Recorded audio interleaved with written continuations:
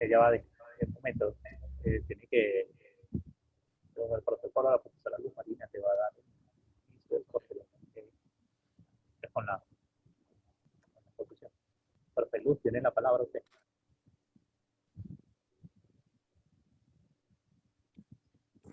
Sí. Buenos días a toda la audiencia presente en esta charla. La Sociedad Venezolana de Microscopía y Microanálisis les da la bienvenida a este segundo ciclo de microcharlas virtuales, y en esta oportunidad tendremos el placer de presentarles al doctor, el ingeniero Edwin Carrasquero. El ingeniero Edwin Carrasquero es un investigador en ciencias de los materiales, específicamente en el área de recubrimientos metálicos y de gas. Como parte de su formación académica, se graduó de ingeniero metalúrgico y en ciencias de los materiales en la Universidad Central de Venezuela. Es PhD en mecánica en la Universidad de Ciencias y Tecnología de Lille, Francia. Tuvo un doctorado en ciencias de la ingeniería en la Universidad Central de Venezuela. En su parte laboral, desde el año 2000 hasta 2015, se desempeñó como profesor agregado a dedicación exclusiva en el Departamento de Metalurgia Química de la Universidad de Ingeniería Metalurgia y Ciencias de los Materiales de la UCB. De 2015 al 2016 estuvo como investigador prometeo en la Universidad Politécnica Salesiana en Cuenca, Ecuador, en la carrera de Ingeniería Mecánica, trabajando en el área de recubrimientos metálicos para aplicaciones industriales y dictando cursos de capacitación en corrosión, recubrimientos metálicos y tribología. Desde el 2016 hasta la fecha, se desempeña como profesor titular a dedicación exclusiva en la carrera de Ingeniería Industrial en la Universidad Estatal de Milagro, y actualmente es director del Grupo de Investigación y Caracterización, Procesamiento y Protección de Materiales de esta universidad. Con ustedes, el doctor Edwin Carrasquero. Muchísimas gracias, doctora Luz Marina, y con todos, bienvenidos, por supuesto, a la presentación. Bueno, además de, como siempre he dicho, además de lo que uno es o ha hecho, creo que lo más importante es dar agradecimiento a quienes nos han ido llevando en este camino, ¿no? En este camino de la investigación, de poder aportar con un pequeño grano de arena en lo que se pueda, ¿no? Para esa generación de futuro. Al inicio había comentado la doctora Caribay, ¿no? Que es la doctora Mariana Estalla, quien ha sido mi tutora y seguirá siendo mi tutora forever. Creo que en algún momento nos topamos en la entrada de la Escuela de Metalurgia, siendo yo todavía un chico todavía sin ninguna visión de lo que iba a hacer, y creo que sembró en muchos de los que estamos acá esa semilla, ¿no? Esa inquietud de tratar de ir más allá de lo que era una carrera profesional, ¿no? Por supuesto, sembrando valores, ¿no? Principios sobre todas las cosas, y que ya con ello creo que si eso no se hubiese dado en aquel momento, pues seguramente la historia sería otra, ¿no? Pero bueno, ante todo, agradecidos con todos, y voy a tratar de ser lo más rápido posible, no a la escala nano, pero sí en la escala micro de la charla. Y bueno, faltaría allí mencionar, ¿no? Que además de los, ya que no le di compartir, sí, compartir, y me indican, por favor. Ajá, ahí está. Y además de, bueno, de tener una carrera, bueno, maracucho, aunque no se note mucho el acento, es maracucho, y sobre todo de los poderosos Leones de Caracas, ¿no? A la distancia, pero bueno, ahí estamos. Ok, entonces, el día de hoy, con gusto, agradecido por la invitación por parte de la Sociedad Venezolana de Microscopía para dictar esta charla. Perdón, que se me pasó la diapositiva. Para dictar esta charla y poder aportar con mi humilde colaboración en lo que es la microscopía y el microanálisis como una herramienta complementaria para el estudio de los materiales, ¿no? Ante todo, bueno, quiero indicar de dónde estoy para ubicarnos geográficamente, porque, bueno, pensar que el nombre de Universidad Estatal de Milagro no es que la universidad surgió de milagro, ¿no? Sino que es principalmente, estamos ubicados en la provincia, en la provincia del Guayas, ¿no? Prácticamente la costa de Ecuador. Acá en esta provincia es la segunda zona más importante del país y estamos prácticamente a unos 30 kilómetros de la ciudad de Guayaquil, ¿no? Milagro es una población relativamente pequeña, o sea, dentro de la provincia es la segunda ciudad más grande, después de la ciudad de Durán, con una población aproximada de unos 160.000 habitantes, ¿no? Donde la economía principal está enfocada hacia el ámbito agrícola. La universidad como tal, esta es una foto aérea del campus universitario, una universidad bastante joven, con apenas tenemos 19 años de fundada, con 4 facultades, 21 carreras presenciales, 10 carreras que se dictan o ya se dictaban antes de este caso de la pandemia en línea, y con un crecimiento en los últimos años de lo que son los programas de maestría, unos 15 programas. Entre estudiantes presenciales y estudiantes a distancia o en línea, pues hay aproximadamente unos 15.000 estudiantes inscritos solamente en pregrado. El promedio de profesores, unos 400 profesores en estas 4 facultades. Y bueno, el campus universitario, por supuesto, comparado con otras universidades estatales, son pequeños, ¿no? 19 hectáreas, hay otras que son mucho más grandes que esta, pero suficiente para lo que es la ciudad de Milagro, ¿no? Que abarca también estudiantes de otras localidades cercanas y que vienen a nuestra universidad a formarse, ¿no? Como les mencioné, la zona está enmarcada en una zona de agricultura del banano, principalmente arroz, piña y de caña de azúcar, con 2 ingenios muy cercanos, productores de azúcar. Por lo tanto, gran parte de los desarrollos tecnológicos están enfocados hacia la mejora de los vinos. Esta, bueno, una fotografía de lo que es la Facultad de Ingeniería y Ciencias, el rectorado, y bueno, este es el edificio que le estaba mencionando inicialmente, que es el Centro de Recursos de Aprendizaje y de Investigación, que consta, además de la biblioteca, el área de reunión para los grupos de investigación, las salas de conferencia y los cubículos de todos los docentes. Aun cuando estamos hablando que es una universidad que apenas lleva 19 años de fundada, previo a esto era una extensión de lo que era la Universidad Estatal de Guayaquil, y después de ello se independizó por el crecimiento que se ha tenido, ¿no? De hecho, ya está planificado, después que se supere toda esta crisis económica,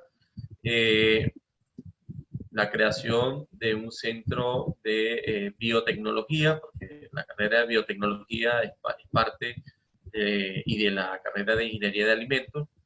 Este centro de biotecnología ya está proyectado, donde estarán todos los laboratorios, por supuesto, habrá el espacio en conjunto para el grupo de materiales. Por eso les decía inicialmente que ojalá pudiera tener yo ya el laboratorio como tenía en las fotografías. Ya tenemos el espacio, pero falta todavía la infraestructura. Bien, el grupo el cual lidero es el grupo de investigación y caracterización y procesamiento de materiales. Es un grupo, por supuesto, joven, que antes de que yo llegara en el año 2016 no había ninguna persona que estuviese trabajando en esta área. Y bueno, me he encargado de ir tomando algunos compañeros para su formación y que pueda incorporarse también en el desarrollo de esta área tan interesante como es el desarrollo de materiales. Por supuesto, nuestros objetivos principales han sido identificar oportunidades en el marco de lo que corresponde al área de interés de las empresas cercanas y de las posibilidades de cooperación con otras universidades con las cuales tenemos buenas relaciones, por ejemplo, con la Universidad Politécnica Salesiana, con la sede en Cuenca, con la Universidad San Francisco de Quito, que también hay grupos consolidados en el área de materiales y con los cuales hemos venido planteando soluciones técnicas a algunos problemas que hemos identificado como oportunidades para el desarrollo de esta nueva tendencia. El objetivo también, por supuesto, va a ser posteriormente ya obtención de recubrimiento, la producción y su evaluación en condiciones ya de operación. Parte de esa identificación como universidad y como parte del país, hemos identificado como propósito los problemas que se presentan en las hidroeléctricas, ¿no?, en el país. En Ecuador existen aproximadamente 25 proyectos, bueno, en total casi 120 proyectos a diferentes escalas de hidroeléctricas. No hay como en Venezuela una hidroeléctrica general con una gran potencia, sino que para cada zona, la zona oriental o la zona de la sierra y la zona de la costa, se tienen estos proyectos que van desde unos 10 megavatios hasta unos 50 megavatios, que son las represas, las hidroeléctricas más grandes, y que en ellas, por supuesto, por las características de los afluentes, de los sistemas fluviales que se tienen, pues, generan algún tipo de daño en los componentes que allí operan, ¿no? Teniendo principalmente turbinas del tipo Pelton, Francis y Cap. Una característica es que estas hidroeléctricas fueron construidas aproximadamente en la última década y que actualmente tiene una capacidad instalada de casi 8.000 megavatios y en la actualidad solamente se está consumiendo o ocupando casi el 50%. Con los proyectos que se tienen de algunas vías de trenes, por ejemplo en la ciudad de Cuenca está el tranvía, se espera un mayor consumo y por lo tanto la demanda de operatividad de estas empresas pues va a ser cada vez más y por ende también va a haber mayor necesidad de cubrir con la problemática. Para ello hemos participado en conjunto con el Centro de Investigaciones y Recuperación de las Turbinas Hidráulicas y Partes Industriales, el CIRT, que es por decir algún centro de investigación asociado a CELEC, que es la Empresa Eléctrica Nacional. Este centro de investigación está equipado con todas las posibilidades para lo que es la recuperación in situ de las turbinas, principalmente las que están en funcionamiento. Cada cierto periodo de tiempo, por supuesto, se sacan de servicio y se reparan. Esto que vemos allí en la imagen es un torno CNC, ¿no?, donde se toma por completo una parte de la turbina, ¿no?, donde se acopla el rotor y se le hace el servicio de ajuste mecanizado, todo a ese nivel, ¿no? Inclusive esta parte, ¿no?, tiene una dimensión hasta casi de 20 toneladas, se puede llevar a cabo acá atrás un tratamiento térmico de revenido después que se hacen los procesos de soldadura de revestimientos o cualquier proceso. Ahora, ¿qué nos llevó a nosotros a participar allí? Bueno, hay un caso muy particular. Acá, por ejemplo, en las turbinas Kaplan, en esta parte del soporte de la turbina, donde van las puertas, ¿no?, las compuertas que se direccionan para darle un mayor flujo a cada uno de los álabes, pues en estas zonas que van acopladas, van atornilladas, se presenta el fenómeno de fretting, que es lo que vamos a hablar el día de hoy, y por supuesto también en las otras partes de las piezas, por efecto abrasivo del material que se va desplazando en los afluentes, pues va generando desgaste. Una alternativa que se ha planteado y que aplican, bueno, es la utilización de soldadura ya robotizada, ¿no? Este es un robot con 8 ejes para hacer la soldadura, normalmente Himout, y que se hacen las reparaciones localizadas en lo posible de aquello que no haya sufrido un daño significativo a borde, y posteriormente se hace rectificado y el tratamiento térmico adecuado. Entonces, de allí han surgido varias propuestas, en las cuales hemos hecho ya como parte del grupo de investigación el análisis de cuáles serían los trabajos, inclusive acá también la doctora Linda Gira ha estado invitada como para participar en el desarrollo de recubrimientos que permitan mitigar un poco el desgaste de estos componentes, tanto de las turbinas tipo Pelton como las turbinas tipo Francis y las Kaplan, que son los 3 tipos de sistemas que se tienen. El laboratorio en sí de este centro de investigación está bien equipado, no cabe duda, tiene un microscopio SAINS modelo Evo Max 25. La característica o lo importante de este microscopio, miren la cámara que tiene acá para las muestras, o sea que fue diseñado para poder colocar piezas grandes allí y poder analizarlas directamente en el microscopio con sus detectores y todo ello. Y bueno, en verdad tienen toda la posibilidad de poder hacer análisis in situ de cada uno de los procesos que se quieren. Veamos entonces cuál ha sido la motivación para el desarrollo de investigación en esta área. Bueno, ante todo, primero voy a comentarles de qué trata el desgaste por fretting, principalmente en qué consiste. Si acaso, conceptualmente siempre hemos hablado de desgaste erosivo o abrasivo, pero el desgaste por fretting no es tan común verlo o identificarlo a simple vista, ¿no? Principalmente conceptualmente se entiende como fretting, o su traducción como frotamiento entre 2 cuerpos en contacto, y que se define como el desgaste que se produce por la aplicación de un movimiento oscilatorio. Normalmente ese movimiento oscilatorio puede ser de muy baja amplitud o un bajo desplazamiento, y que por la acción de una carga, ¿no? Esa acción de carga y desplazamiento corto genera un daño en la superficie. Ahora, ¿qué origina ese movimiento oscilatorio? Pues puede ser por diversos factores, ajuste mecánico, puede ser inclusive por dilatación térmica diferencial.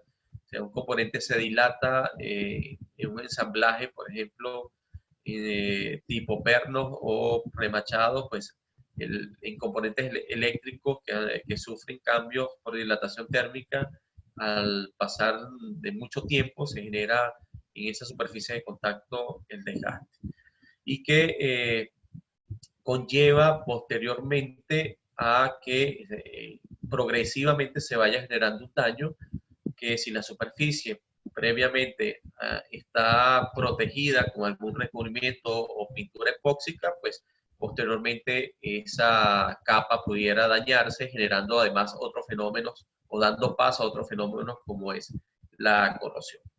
En la industria, por ejemplo, de turbinas a gas, ¿no?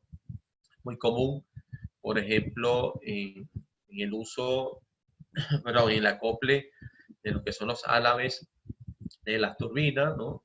Que son superaleaciones, pero en ese acople,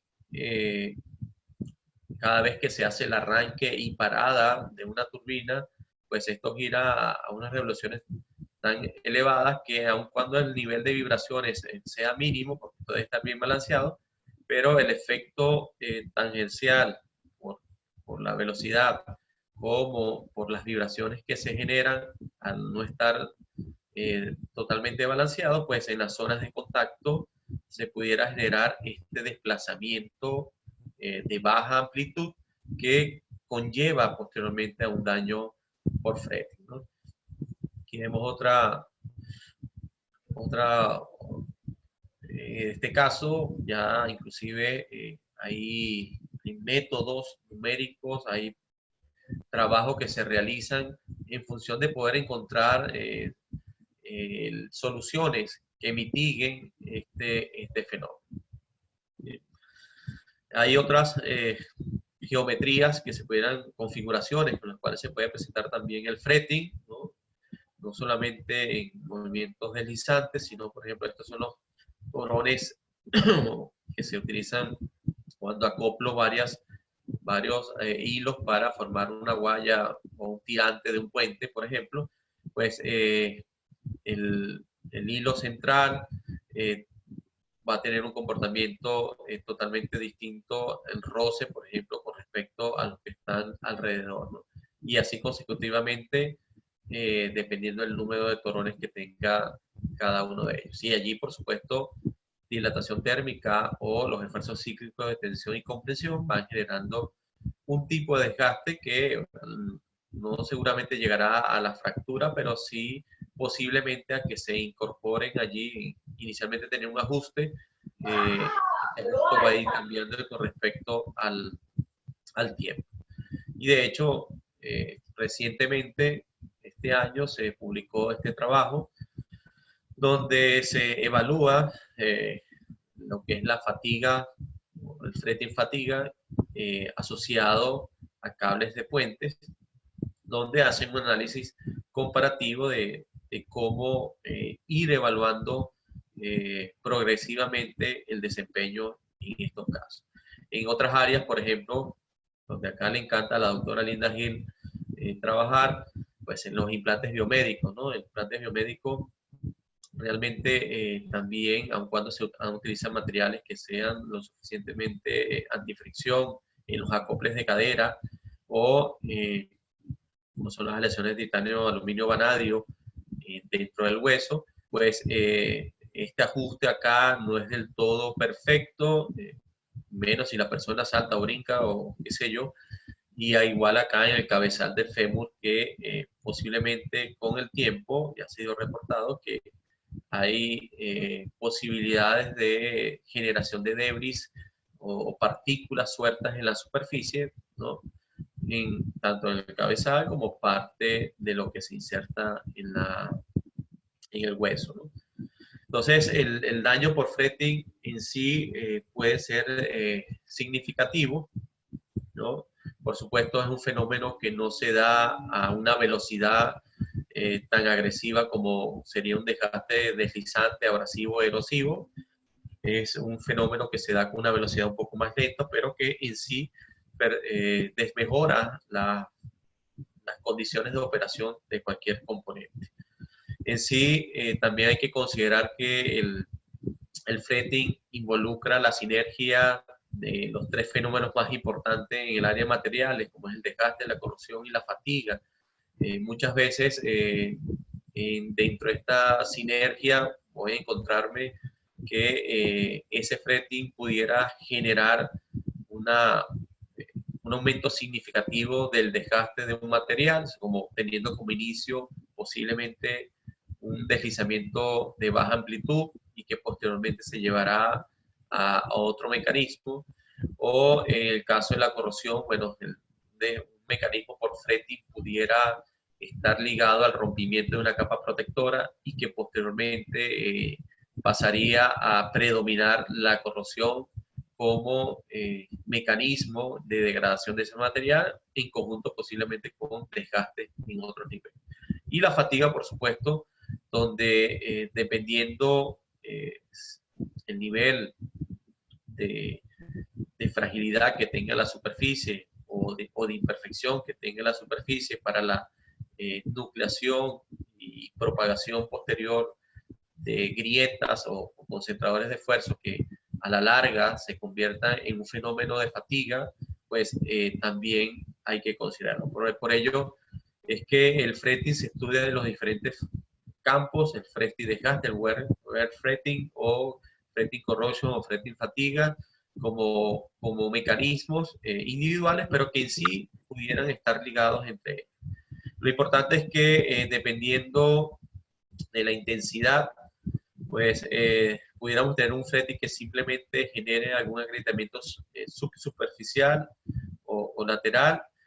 Si va aumentando la intensidad, pudiera tener la posibilidad de crecimiento de grietas, rompimiento o agrietamiento y desgaste, y en algún momento ya pasar a lo que sería un mecanismo de desgaste conocido por todos. Esto, por supuesto, se ha estudiado desde el siglo pasado, no es nada nuevo el estudio del fretting, donde hay que diferenciar, en primer lugar, en lo que es un desgaste reciprocante con respecto a un desgaste por frete, ¿no? El desgaste reciprocante se da a una mayor amplitud de desplazamiento, ¿sí? Prácticamente podríamos acá pensar de que los dos cuerpos en contacto hay un desplazamiento total donde no tengo un área de contacto oculta, sino que prácticamente tengo un área de contacto expuesta al medio en el cual esté desarrollándose el movimiento relativo. En cambio, cuando hablamos de fretting, pues va a existir una zona de deslizamiento, una superficie no expuesta que está bajo el contacto o bajo la presión de contacto, y que allí se puede generar cualquiera de los mecanismos que mencionamos anteriormente. Una desgaste de algún nivel o algún mecanismo de corrosión, dependiendo a qué ambiente se encuentre expuesto, ¿no? Medio acuoso, corrosivo o atmosférico corrosivo. Entonces, es importante al momento de desarrollar o analizar un proceso de fretting, es saber si es un desgaste reciprocante, ¿no? O oscilatorio, también está en la literatura, porque los mecanismos van a ser totalmente distintos, ¿no? Ahora bien, algo también que hay que considerar es que siempre que tengamos dos cuerpos en contacto, sea de manera conformal o no, o puntual, lineal o cual ella, va a existir una distribución de esfuerzos debajo de ese contacto. Esa distribución de esfuerzo, por supuesto, ya ha sido más que reportado en la literatura, donde en el punto central voy a tener la máxima carga aplicada, el máximo esfuerzo aplicado, perdón, y que es por ello que se va a poder diferenciar en esa zona de contacto, una zona donde va a haber una zona de adhesión debido a que allí se encuentra el máximo esfuerzo aplicado, y posiblemente una zona de deslizamiento parcial o mixto, donde estaría expuesto a la atmósfera. De allí que algunos investigadores han planteado lo que se conoce como mapas de fretting, considerando la carga aplicada por la amplitud de desplazamiento, y esos mapas me dicen, bueno, si usted está trabajando, tiene desplazamientos a muy baja amplitud, pero a muy alta carga, pues lo que va a suceder es que debajo del contacto va a estar plenamente una forma adhesiva entre las dos superficies. Si aumenta la amplitud, pues ya pasaría un desplazamiento o un deslizamiento parcial, y ya a mayores amplitud, pues prácticamente el deslizamiento es total, tendiendo a ser un deslizamiento reciprocante. Esto, por supuesto, estaremos pensando que el fenómeno de fretting es un fenómeno cíclico, ¿no? Se da durante mucho tiempo bajo las mismas condiciones de carga y deslizamiento. Entonces, en esos mapas de fretting, lo que se busca es, bueno, ir viendo cómo sea de deslizamiento parcial o mixto o de gran desplazamiento, dentro de esa transición yo voy registrando cíclicamente cuánto es esa variación de desplazamiento con respecto a la carga, y lo que me va a permitir posteriormente es encontrar un mapa de respuesta, ¿no? Un mapa de respuesta que me diga, bueno, para ese material en sí se genera bajo esas condiciones de operación, de desplazamiento y de carga, un tipo de respuesta que puede estar, como les dije anteriormente, asociada o a agrietamiento o desgaste o fatiga en algunos casos. Ahora bien, ¿cómo se puede mitigar el fenómeno de fretting? Existe, ¿no? Ya en la literatura también se plantea varias formas para mitigarlo. La más económica y la más sencilla es el uso de lubricantes, en aquellos casos donde pueda utilizar lubricantes, sean sólidos o sean líquidos, siempre y cuando no se degrade, por supuesto, por efecto de la temperatura o por la carga, no supere a la carga máxima de soporte del lubricante. Entonces, sería una alternativa para tratar de disminuir el efecto del fretting en esa superficie de contacto por la carga. Otra manera que ha sido reportada ampliamente en la literatura es utilizar el granallado shock peening, con la finalidad de poder generar superficialmente esfuerzos compresivos que de alguna forma evite que si hay algún daño superficial o una generación de alguna grieta, bueno, estos esfuerzos compresivos más bien eviten la propagación y el daño que se pudiera ocasionar. Y la otra alternativa es el uso de recubrimientos que pudiéramos pensar en recubrimientos delgados o recubrimientos gruesos como el que vamos a hablar el día de hoy, que son los recubrimientos por thermal spray, por proyección térmica, que tienden a ser una posibilidad, ¿no? Como ha sido ya reportado también en algunas publicaciones, como recubrimientos que pueden ser antifricción, ¿no? Además de los recubrimientos por electroplateado, puede ser algunos a base de electrólisis, pues los recubrimientos del thermal spray en diferentes composiciones y aleaciones y técnicas utilizadas, pues también se han empleado como parte para disminuir el efecto del fretting en las superficies de contacto. Por supuesto, es un fenómeno que es bien complejo, en algunos casos más complejos que otros fenómenos de desgaste, porque involucra conocer ciertas condiciones o se ve afectado por ciertas condiciones. Por ejemplo, el tipo de contacto, bueno, qué carga tengo, una carga axial, una carga normal,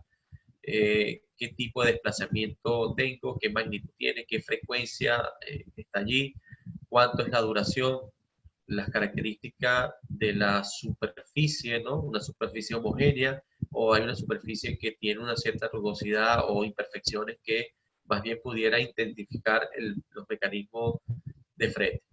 El ambiente en el cual se da, por supuesto, va a influir y va a propiciar lo que pudiera ser el fretting por corrosión, temperatura, humedad, potencial químico, lubricación, o sea, todo ello que involucra posibilidades de incremento o aparición de algún mecanismo.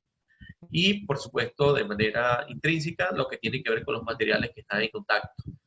Sus propiedades principalmente mecánicas, módulo elástico, dureza, esfuerzo, efluencia, capacidad de oxidación, corrosión, adhesión, todo ello que formaría parte al momento de buscar una solución para un sistema en particular. O sea, tendría que considerar todo y que no todos los sistemas se van a comportar de igual manera. Entonces, en la literatura ya hay algunos trabajos publicados, ¿no? Por ejemplo, acá recubrimientos, por ejemplo, a base de carburo de tungsteno o carburos de níquel cromo, utilizados, por ejemplo, para la protección de turbinas, especialmente las turbinas a gas, donde realizaron ya ensayos de fretting a temperaturas de operación de 500 grados centígrados, donde evidentemente se obtuvieron resultados donde, bueno, las aleaciones de carburo de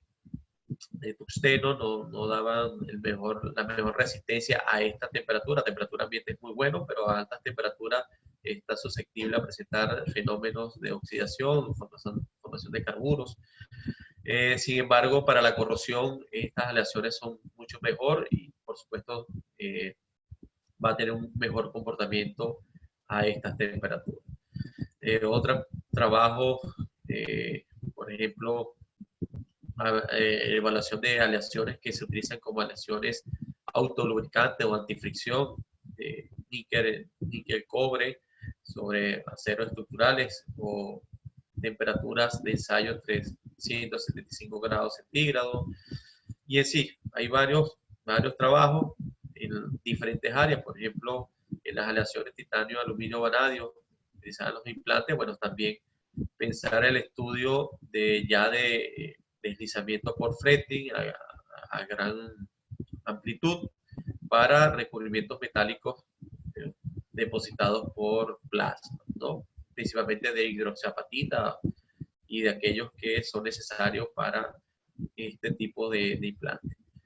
Y bueno, y recientemente, el año pasado salió este trabajo, donde ya hace un review de todo lo que son los trabajos de desgaste por fretting wear en contacto mecánico, pero ya principalmente para recubrimiento. Normalmente el fretting inicialmente se estudiaba sobre materiales sólidos sin recubrimiento. Hoy en día ya se hacen trabajos como que vamos a presentar hoy, ver el efecto de los recubrimientos sobre este fenómeno. Y bueno, acá una particularidad, por ejemplo, de estas aleaciones titanio, aluminio, vanadio, depositadas por tema spray, ¿no? Este trabajo publicado en el 2010, donde se utilizaba disulfuro de molibdeno como un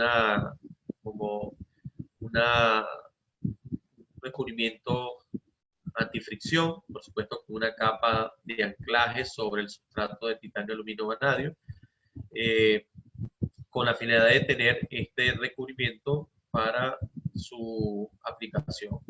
Entonces, recubrimiento de este tipo por técnica del tema de spray, por ejemplo, también nitruro de titanio en aleaciones, por ejemplo, de Circaloid 4 o para los implantes biomédicos en las aleaciones de titanio, aluminio, pues utilizar, por ejemplo, la electrodeposición para obtener hidroxiapatita. Pero veamos que acá en el ejemplo, el tema de spray como parte de un proceso para obtener algún tipo de protección. Este trabajo fue también reciente, 2019, ya aleaciones de recubrimientos a base de cobalto sobre diferentes aceros, principalmente para aceros, para aceros, superaleaciones de acero, para disminuir o mitigar el efecto de la corrosión del desgaste por fretting. Y bueno, acá una particularidad que muestra en ese trabajo, me pareció curioso, bueno, a temperatura ambiente hicieron ensayos a diferentes temperaturas, tanto del sustrato como de los recubrimientos, y observen que el comportamiento por fretting no es algo que es similar en función de la temperatura. Los mecanismos se van a activar de diferentes maneras. Acá una superficie en el cual tiene fenómenos abrasivos, acá más bien a mayor temperatura predomina más la adhesión en el caso del sustrato, y con los recubrimientos, bueno, no hay un comportamiento que diga adhesión, abrasión o de manera abrasiva, ¿no?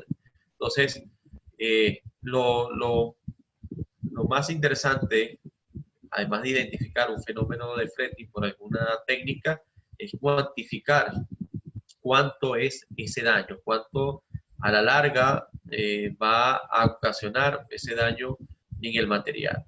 Y de allí fue que surgió el desarrollo de nuestro trabajo, ya publicado en el 2008, que fue parte de mi tesis doctoral, donde analizamos, esta es una de las publicaciones de cómo la aleación níquel-cromo depositado sobre un acero 1045, cómo se lleva a cabo este fenómeno, y que gratamente, revisando ayer, me di cuenta que este trabajo ha sido citado en este libro de Springer de aplicaciones, ¿no?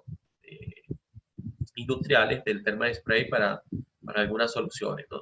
Entonces, por lo menos vemos que algo importante debe estar allí que está citado. Entonces, la importancia de ese trabajo fue primero plantear una metodología experimental, ¿no? Que permitiera cuantificar de manera real los valores de volumen desgastado, porque vamos a ver que inicialmente eran muy valores teóricos, determinar los mecanismos los cuales realmente se presentan en este tipo de aleaciones, ver qué variables influyen y, por supuesto, pensar o analizar en aquel entonces si este tipo de recubrimientos permitía disminuir el fenómeno de desgaste. De allí se planteó, por supuesto, condiciones experimentales de posición de recubrimientos, dos tipos de recubrimientos, uno a base níquel, otro base de carburo de tungsteno cobalto. Se hicieron muestras con iguales condiciones de espesor, porque vamos a ver que dependiendo del espesor del recubrimiento, pues puede tener una distribución de esfuerzo a través del mismo. Por lo tanto, se garantizó un rectificado posterior para tener los mismos espesores y poder analizar o comparar de alguna forma cómo es el desempeño de ambas aleaciones sobre un mismo tipo de sustrato. Para ello, bueno, se plantearon condiciones del ensayo de fretting, ¿no? Cargas variables, se utilizaron esferas de carburo de tungsteno, amplitudes que se podrían variar entre unos 50 hasta 200 micras, con la idea de posteriormente registrar por cada ciclo, ¿no? Cuánto era el desplazamiento con respecto a la fuerza tangencial que se ejerce sobre el punto de contacto, ¿no? Esa relación o ese loop de desplazamiento-carga, esto que tenemos acá, esta área encerrada acá, se puede cuantificar, es una manera de cuantificar cuánto es el desgaste por fretting como la cantidad de energía disipada en ese ciclo, ¿no? Y que progresivamente puede ir cambiando en la medida que se desarrolla el fenómeno, ¿no? Porque las condiciones van cambiando a cada instante. Bueno, condiciones experimentales para cada contraparte, frecuencia, mantuvimos la frecuencia en la misma condición y variamos los ciclos y las amplitudes para ver el efecto también entre qué pasa a baja amplitud, qué pasa a mayor amplitud y a diferentes cargas.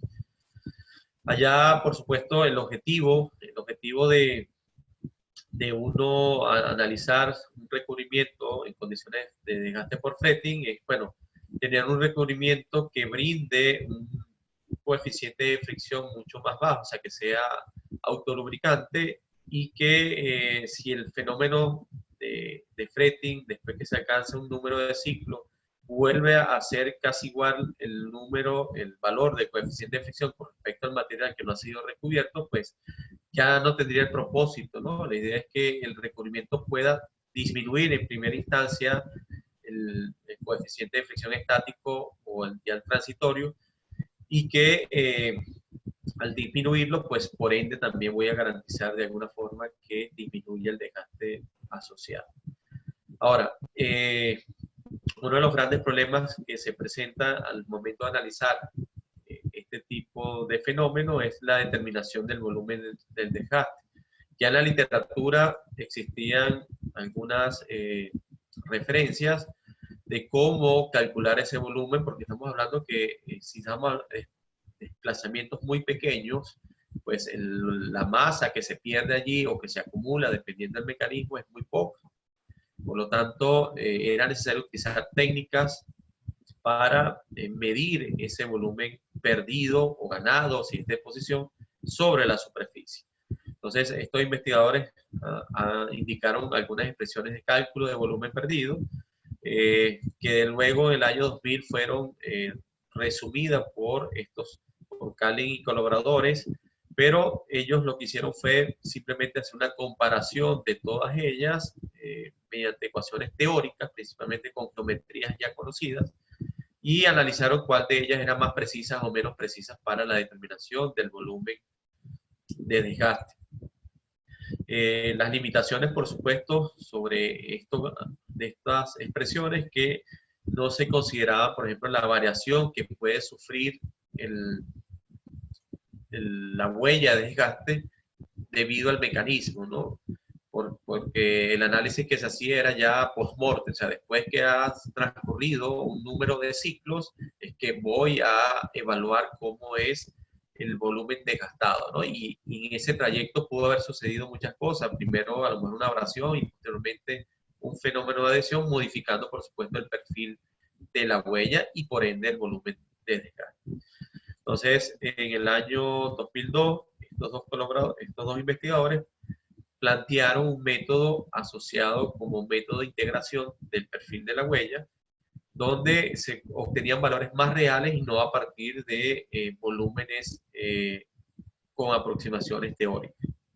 ¿En qué consistía lo planteado por Endo y Marui? Bueno, principalmente para cada huella planteaban a partir, ¿no?, de una aproximación teórica, utilizando la regla de trapecio, bueno, la profundidad mínima, la máxima profundidad, la profundidad mínima, asumiendo de que el volumen desgastado iba a ser sobre la superficie del material de la contraparte, y allí plantear una integración numérica, ¿no?, basada en una aproximación del método de Simpson, ¿no?, para obtener volumen. Por supuesto, era un valor mejor en comparación a aquellas expresiones que planteaban simplemente la aproximación a una semiesfera o una semi-elipse con dimensiones totalmente distintas. En la vida real, cuando veíamos las huellas de nuestros ensayos, después que diseñamos los ensayos, pues nos encontramos con que las huellas en sí podían tener una morfología totalmente distinta a lo que estaba en la teoría, donde pudiera tener zonas de mayor abrasión o zonas donde hubiera deposición de material por efecto de delaminación, pues, y que además en la dirección de deslizamiento tenía un perfil, ¿no?, totalmente distinto a la dirección perpendicular. Por ende, de considerar una integración considerando un solo perfil no iba a ser del todo correcto, porque el volumen desgastado iba a ser totalmente distinto. ¿Cuál fue el planteamiento que hicimos nosotros con nuestro trabajo? Pues plantear en base a los datos experimentales que podía obtenerlo a través de una perfilometría óptica, ¿no?, para ser un poco más precisa en comparación a lo que sería una perfilometría de contacto.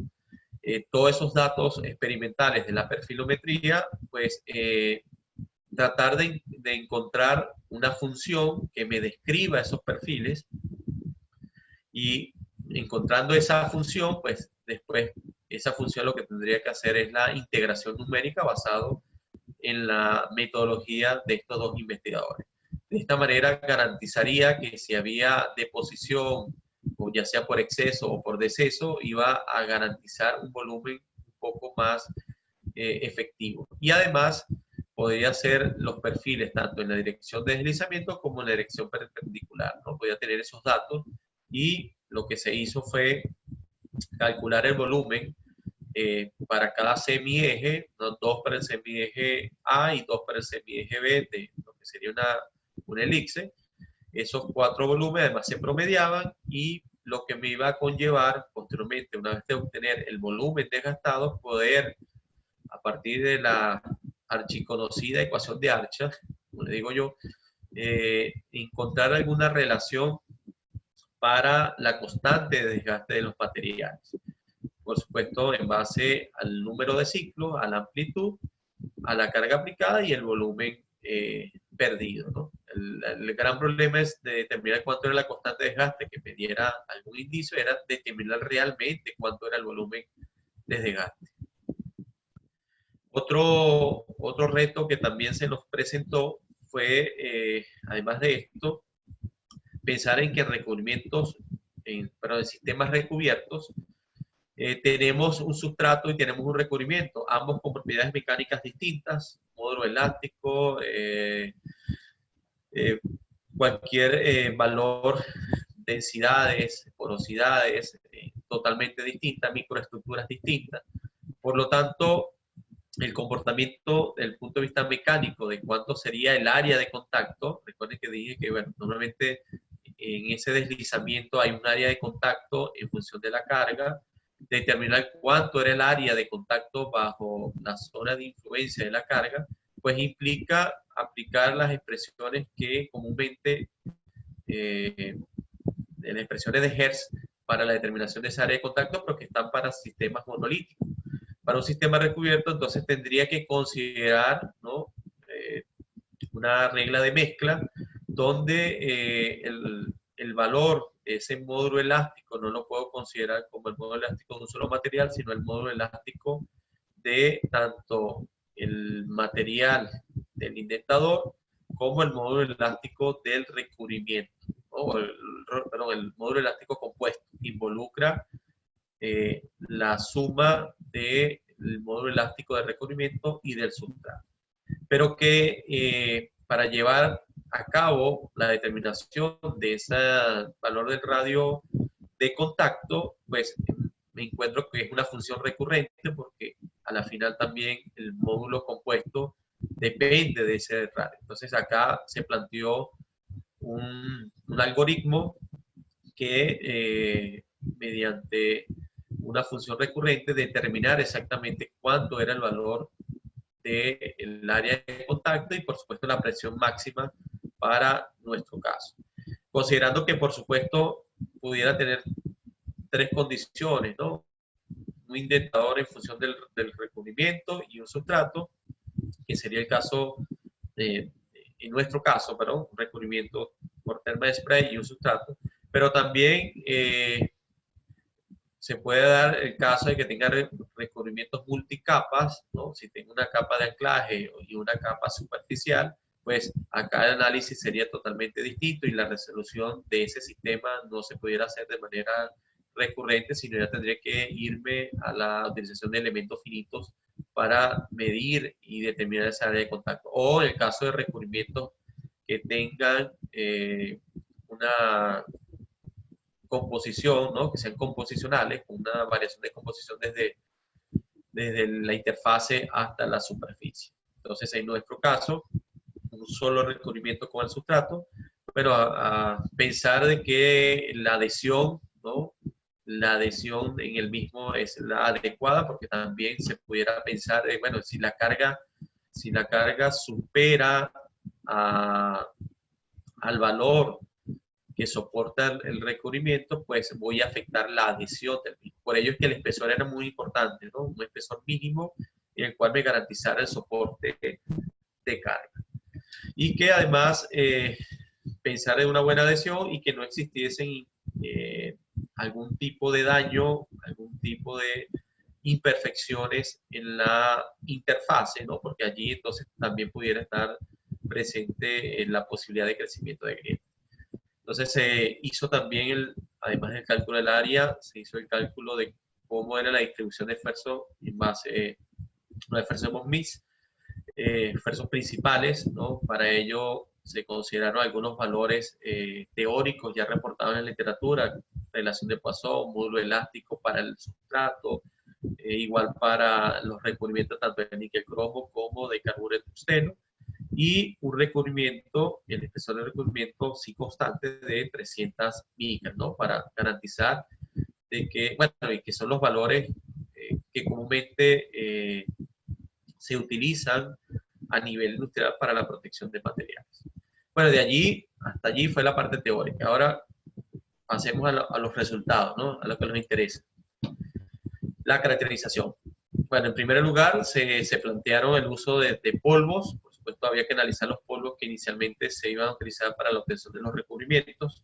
Aleaciones de níquel cromo, principalmente polvos obtenidos por atomización, por fusión y posterior atomización, por lo cual garantizan esta perfecta forma esférica, una densidad muy buena y que tenían en promedio los polvos previo al proceso de deposición un tamaño entre unos 50 a 60 micras. Mientras que para los polvos Bueno, se le hizo también el análisis químico para verificar después las transformaciones de fase. Se hizo una preparación transversal de los polvos. Se tomó, por supuesto, en mass scattering un análisis. Se hizo un EDAX. Bueno, acá no se va a ver muy bien, pero sí, efectivamente teníamos en la composición los valores que teóricamente estaban dados por el suplidor de los polvos. Para el caso de la otra aleación de carburo de tungsteno cobalto, igual la morfología totalmente distinta, por supuesto, los carburos son un poco más duros, no se obtienen por atomización, por los puntos de fusión, más bien se obtienen por fusión y posteriormente molienda, lo cual le da una geometría, por supuesto, angular. Y acá vemos, de igual manera, se hizo la sección transversal para hacer el análisis composicional, carburos de cobalto y un poquito de cromo por allí, 4% de cromo. Luego se hizo el análisis de la sección transversal de los recubrimientos, para ver, por supuesto, lo característico de un recubrimiento por thermal spray. Acá la estructura lamelar, las posibilidades de partículas no fundidas muy cercanas a la superficie por el enfriamiento no adecuado y, por supuesto, las características de una estructura obtenida por recubrimiento por thermal spray. La técnica que se utilizó es la técnica de HBOF para la deposición de ambos tipos de recubrimiento. Por lo tanto, los valores de porosidad eran relativamente bajos en comparación con lo que se puede obtener con otras técnicas. Sin embargo, también identificamos bajo ciertas condiciones, pues se hicieron varias condiciones industriales, no partimos de condiciones teóricas óptimas, sino que quisimos replicar el comportamiento de un recubrimiento hecho industrialmente, cómo se iba a desempeñar en condiciones de operación, ¿no? Entonces, por supuesto, en esas condiciones industriales encontramos, que había en algunos casos lo que es el agrietamiento interlamelar, acá una fotografía un poco mayor, ¿sí? Esto acá, casos de segregación, por supuesto, por el enfriamiento brusco de las partículas. Identificamos también otras fases segregadas allí a un mayor aumento. Esta de níquel cromo. Acá estas fases facetadas, ¿no? Una cierta morfología no redondeada. Pues cuando hicimos análisis puntual, encontramos que eran principalmente unos tipos de carburos de cromos o carburos de níquel que en la literatura estaban reportados que se daban posiblemente por los bajos puntos de fusión que tenía este tipo de aleación, ¿no? Comparado como es el caso de las aleaciones de carburo de tungsteno cobalto. Adicionalmente, en algún momento se hizo también un análisis químico composicional, ¿no? Utilizando el ECMA. Esto creo que lo hicimos en ciencia en algún momento, sí, seguramente fue allí, para determinar exactamente si había algún gradiente o algún fenómeno de difusión de los elementos a través de la expresión de recubrimiento. En verdad estaba muy homogéneo, distribuido homogéneamente, tanto los elementos como el cobalto, el níquel y el cromo. En este caso, la aleación de níquel-cromo, no coloqué la de carburo de tungsteno porque también estaban homogéneos.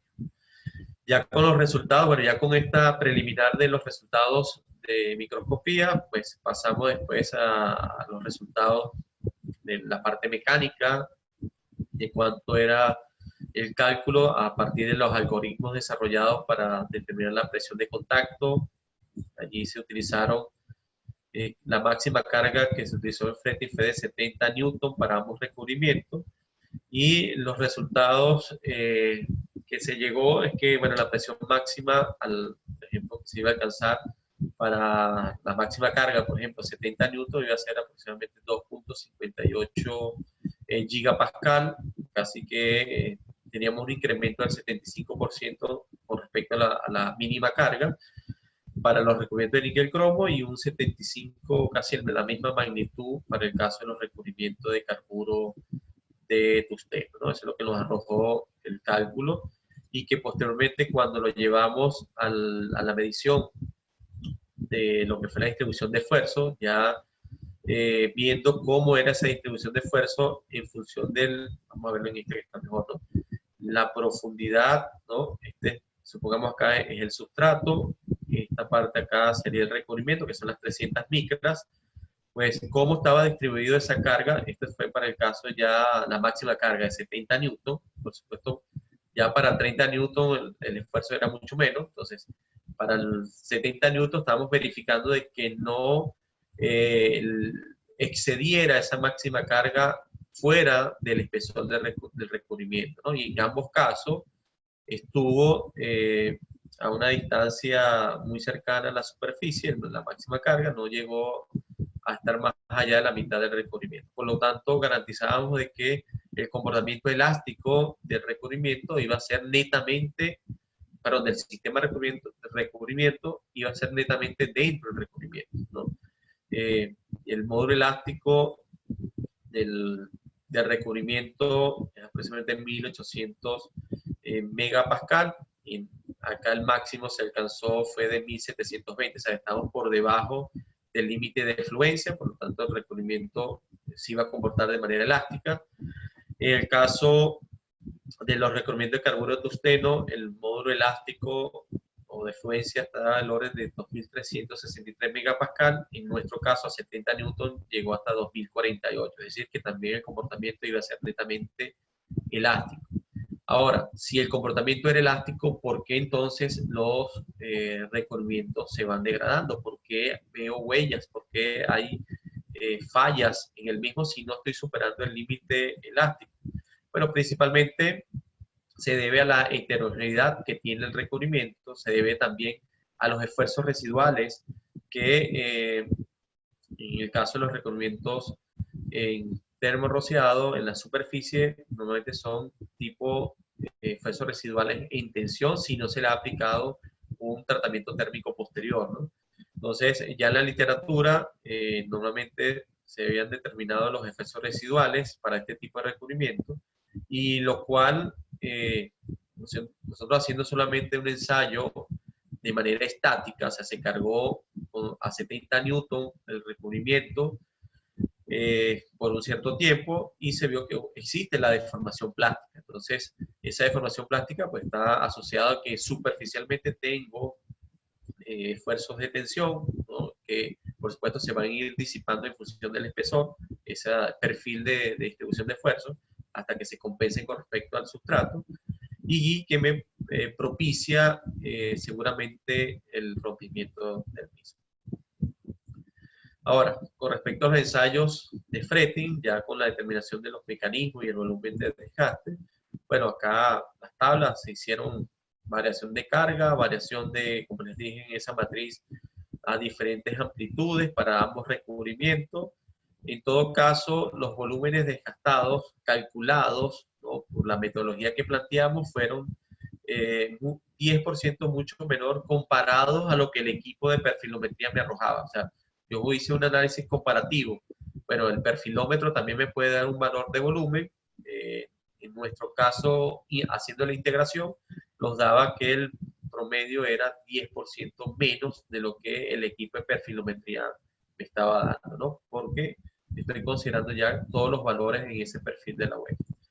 De allí se graficaron para ambas amplitudes, bueno, primero comparando el sustrato con respecto al recubrimiento. Evidentemente, en la medida que aumentaron los ciclos, siempre hubo un mejor comportamiento de las aleaciones recubiertas, a los sistemas recubiertos níquel-cromo con respecto a los aceros.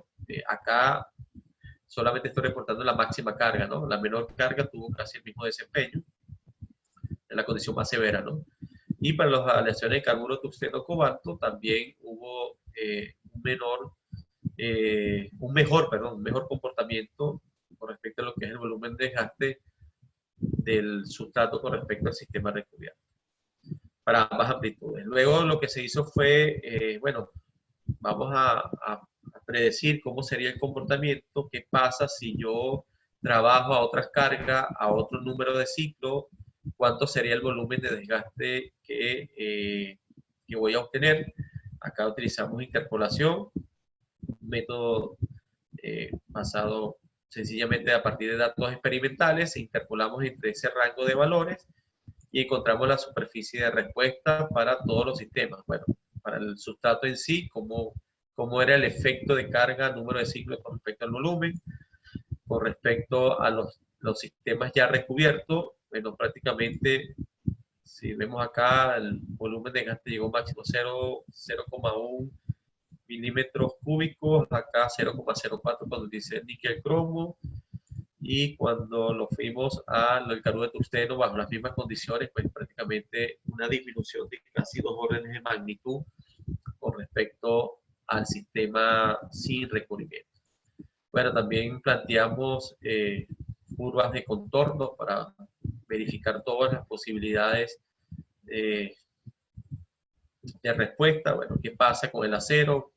Cuando fuimos haciendo el recubrimiento, pues prácticamente hubo una disminución en el rango de entre un 50 y un 100% cuando utilizamos los recubrimientos níquel cromo, y con respecto al níquel cromo con las de carburo de tungsteno aún más, una disminución de casi un 36% en un rango de carga y de ciclo. Bueno, en conclusión, bueno, llegamos a encontrar de que la constante de desgaste para estos recubrimientos se alcanzaba una disminución de casi un orden de magnitud sobre el sustrato para todas las condiciones, y para el caso de carburo de tungsteno cobalto de 3 órdenes de magnitud, es decir, que el recubrimiento sí daba buenos resultados. Nos fuimos a ver las huellas al microscopio para ver los mecanismos. Por supuesto, las aleaciones níquel cromo a baja amplitud, ¿no? 100 micras, ¿no? Acá vimos solamente el efecto de la amplitud. Estas son a 100 micras y aumentando los ciclos. Bueno, a baja amplitud, pues prácticamente había la zona de contacto, el daño se daba debajo del área de contacto. Cuando aumentamos el número de ciclos bajo la misma amplitud, pues ya acá el fenómeno estaba asociado principalmente a desgaste por generación de partículas, una pequeña zona de adhesión, donde prácticamente lo que se estaba desprendiendo en los primeros ciclos, pues posteriormente por efecto se iba a ir depositando en las zonas alrededor de la zona de deslizamiento parcial. En el caso de aumento de 100 a 200, pues ya vemos que la huella ya tiende a desplazarse un poco más, y los fenómenos, por supuesto, tienden a ser un poco más agresivos, con zonas de adhesión y abrasión. Esto, por supuesto, en electrones secundarios, acá en electrones retrodispersados. Aquí lo vamos a ver en un poco mayor detalle, donde podemos identificar las partículas no fundidas como parte de la huella, ¿no? Es decir, que la razón por la cual se genera también los debris o las partículas, bueno, ese agrietamiento que vimos interlaminar, ¿no? Que va a propiciar de que por efecto de la carga crezcan y se desprendan partículas, y que las mismas pueden quedar atrapadas dentro de la zona de contacto, ¿no? Por el movimiento oscilatorio, y generando un mayor daño, por supuesto, del recubrimiento. Por supuesto que el daño para el caso de los recubrimientos de carburo de tungsteno fue 3 veces menor en comparación al caso del acero en sí, ¿no? Entonces, hubo desgaste, pero sí mitigó en un buen porcentaje. Cuando hicimos el análisis, ¿qué pasa cuando aumento la carga? Bueno, a baja carga no hubo más allá de la zona de deslizamiento. A mayor carga, para la misma amplitud y el mismo número de ciclos, pues ya comienzo a ver agrietamiento en las zonas aledañas, y ya a la mayor carga, para ese número de ciclos, pues ya comienza a aparecer otros fenómenos, como es el agrietamiento, como es posiblemente la oxidación. Pero veo acá que, bueno, aquí no lo veo también. Créanme que estas son en mass scattering. Estas óxidos eran óxidos principalmente de los material desprendido.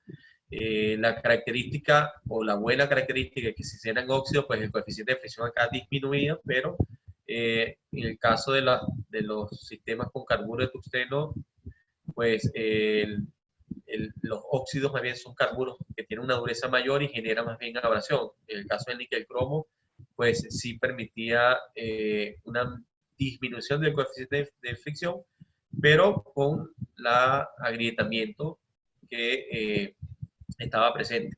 Hay que recalcar que los recubrimientos no fueron tratados térmicamente como recomendaría la literatura y la práctica industrial, de que estos recubrimientos se le da un tratamiento posterior a la llama o al horno para mejorar la cohesión de las partículas y por supuesto el desempeño, ¿no? Cuando hablamos de los recubrimientos, cuando verificamos los recubrimientos de carburo de tungsteno, igual para la misma carga y número de ciclos, pues ya allí sí observábamos fenómenos abrasivos, ¿no?, dentro de la huella, pues lógico porque en los primeros ciclos, ¿no?, en los primeros ciclos del contacto, pues se van generando partículas, ¿no?, son las partículas de transformación por el contacto. Esas partículas se van endureciendo por deformación, cada vez se hacen más duras y más bien se comportan como partículas de tercer cuerpo o debris de tercer cuerpo con una mayor dureza y más abrasivo, aunado de que, bueno, acá tenemos carburos que en sí, al desprenderse, van a generar un mayor daño. Recabando, por supuesto, recalcando, perdón, de que el carburo de tungsteno, aun cuando dio un mejor resultado que la de níquel cromo. Como conclusión, bueno, encontramos que los mecanismos observados por la microscopía en el acero, bueno, lo común que podía suceder, adhesivo con alguna generación de debris por delaminación. En el caso de los recubrimientos níquel cromo, delaminación y agrietamiento leve de la superficie, y en los recubrimientos de carburo tungsteno, abrasión y generación de debris. En la medida que iba aumentando los ciclos, se va identificando estos mecanismos y que va a progresar lo que es la deformación plástica y posiblemente la fatiga y desprendimiento de las asperezas que se han delaminado, por ejemplo, en el caso de la adhesión. De allí identificamos, según lo que estaba en la literatura, que bueno, nosotros estaríamos dentro de esta área, ¿no?, según el mapa de respuesta en condiciones. El fretting bajo esas condiciones de amplitud y de carga me estaría generando daños de este tipo: crecimiento y propagación de grietas y daño superficial. Ahora, esto fue lo que normalmente hicimos en aquel entonces, ¿no?, hace ya unos cuantos años atrás. ¿Cuáles son las perspectivas? ¿Qué es lo que se debería hacer hoy en día o hacia dónde se está moviendo el mundo en esta área de los recubrimientos? Pues en primera instancia es pensar de que los ensayos de desgaste por fretting es un fenómeno cíclico que depende del tiempo, por lo tanto es un fenómeno que va a ir cambiando la morfología en cada instante de la huella de contacto y por ende también las presiones y todo lo que está involucrado allí. Y el hecho de pensar de que el modelo de Arshall, por allá del siglo pasado, que es un modelo muy estático, no presenta una evaluación trasciente de lo que sería el desempeño del material, pues ir pensando que por alguna metodología numérica determinar cuánto es la constante de desgaste en función de cómo cambia la presión, tanto en la posición como en el tiempo, igual con respecto a el desplazamiento, ¿no? Y sabemos que en la profundidad también se va a modificar en función del tiempo. Entonces, hay algunos ya autores que están planteando la resolución por ya métodos analíticos o elementos finitos que pudieran encontrar la solución a sistemas más complejos, ¿no?, inclusive para sistemas recubiertos, poder determinar a ciencia cierta cuánto es la constante de desgaste y no una constante de desgaste que se obtiene posterior a un proceso ya culminado. Entonces, algunos algoritmos que esta literatura que estuve leyendo permiten obtener la simulación del desgaste de manera convencional, planteando una malla, un mallado, donde, bueno, para cada nodo calculo cuánto es el esfuerzo, cuánto es la distribución, cuánto es la profundidad, y si en algún momento se cumple una condición de de ese nodo, pues paso al siguiente para su determinación y voy acumulando esos resultados. Si no, bueno, tengo que hacer de nuevo una reinversión del mallado para encontrar resultados. Esa es una forma de una nueva manera de pensar, de determinar el volumen de desgaste o la constante de desgaste. Lo otro es lo que ya se está utilizando hoy en día, que es la utilización, por ejemplo, de óxidos de grafeno, ¿no? O inclusive también de nanotubos de carbono en algunos casos, como parte de agregado en los polvos para recubrimientos que sean autolubricantes, ¿no? Y allí prácticamente se puede encontrar este artículo que es 2018. Estos investigadores encontraron que se disminuye casi un 28% el coeficiente de fricción cuando se agregaron una cierta cantidad de óxidos de grafeno en los recubrimientos depositados por Thermal Spray, y por ende, por supuesto, disminución del desgaste.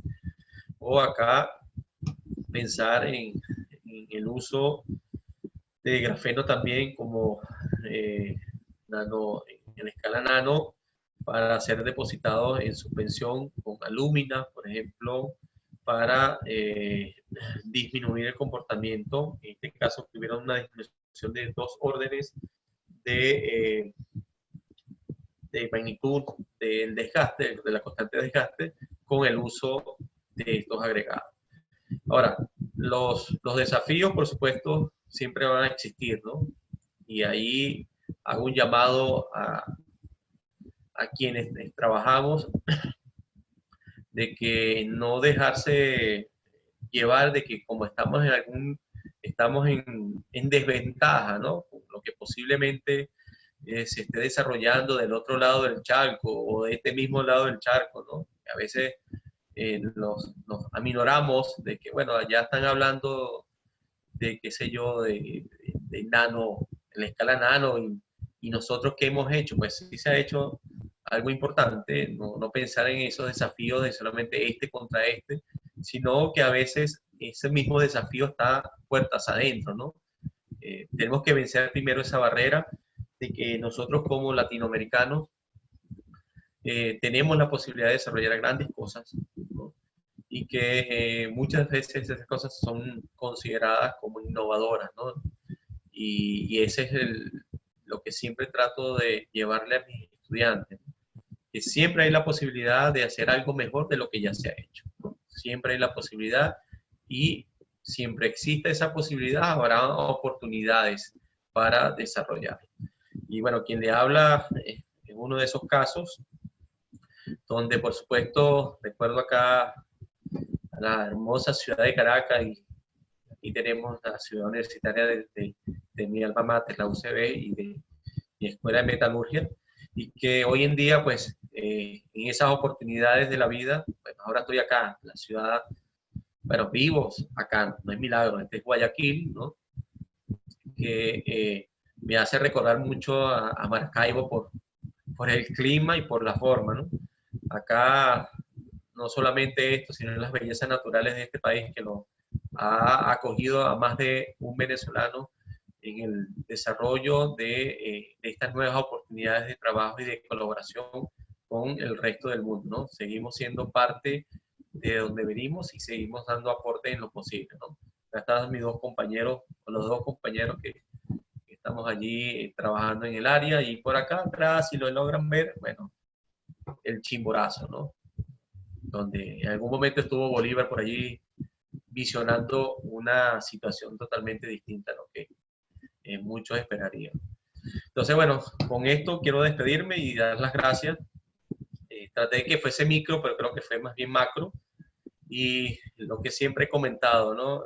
No me considero experto en ningún área. Creo que para ser experto es esto que decía Bor, es sumamente interesante. Hay que cometer muchos errores y todavía me faltan muchos errores por cometer para poder decir que soy un experto en el área de desgaste o de recubrimiento.